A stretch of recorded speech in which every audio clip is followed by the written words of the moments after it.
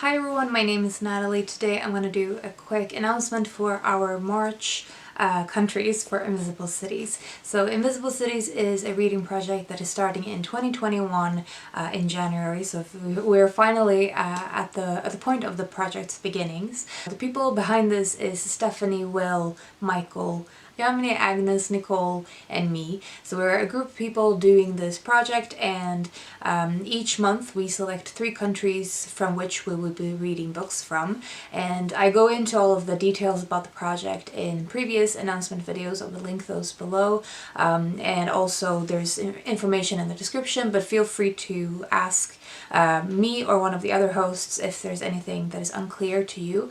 There's basically 2 ways that you can participate. Either you can use the hashtag Invisible Cities project on social media when you're creating your own content for the project, or you can join us on Discord, which is a lot of fun and has already been a great thing for a discussion around movies and cinema and politics and books and all of the things. It's a great forum or great community already, so highly recommend checking that out if you're interested.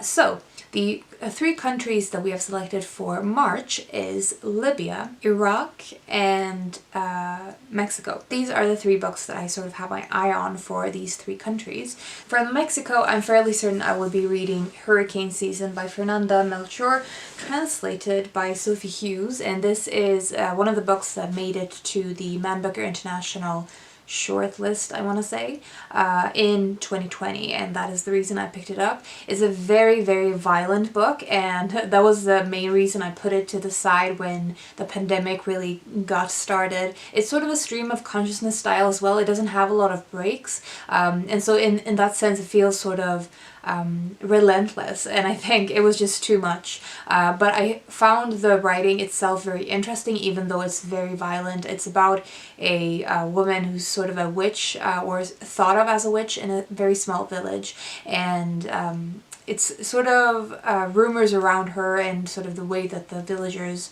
or the people around her judge her, and the way that they create stories around her. That's sort of the gist I've got, or the impression I've got of this book. I'm not sure if it's accurate or not, but that is the impression I got from the beginning of what I've read already. The book that I have my eye on for Iraq that is also very likely to happen is Frankenstein in Baghdad by Ahmed Sadawi, and this is translated by Jonathan Wright. This is a sort of Frankenstein retelling with an Iraqi setting, so I'm really interested in this one. I've had my eye on it for a long time and seen a lot of great reviews for it, and I also know that my library has a audiobook version of this available, so that might be the way that I listen to this one, or the way that I consume this one. It says, from the rubble-strewn streets of US-occupied Baghdad, Hadi collects body parts from the dead, which he stitches together to form a corpse. Frankenstein in Baghdad brilliantly captures the horror and black humor of a city at war. And I think black humor is something that I'm actually quite drawn to, so I think this will be really interesting, and I love Frankenstein, so interested to see the different sort of context of this story. The book that I have as a potential pick for Libya is Under the Tripoli Sky by Kamal Ben Hamada, and this is translated by Adriana Hunter from the French. So, I'll read you a brief synopsis of this. A fascinating portrait of pre-Gaddafi society on the verge of change. Hadash Shinu is a lonely boy. Sneaking through the sun-drenched streets of Tripoli, the boy listens to the whispered stories of the women. He turns into an invisible witness to their repressed desires as he becomes aware of his own. It's published by Paren Press, and they do a lot of interesting books, so that was one of the reasons I was drawn to this one, and it's very short, and I know I will at least have access through it on a Scribd, so if I don't have an actual physical book to read for Libya, this might be the one that I choose as an ebook. So those are the 3 countries and the 3 books that I have my eye on potentially reading for March of Invisible Cities. If you have missed the announcements for the 2 previous months, the countries for January is Argentina, Japan, and Morocco, and the 3 countries for February is Colombia, Egypt, and China.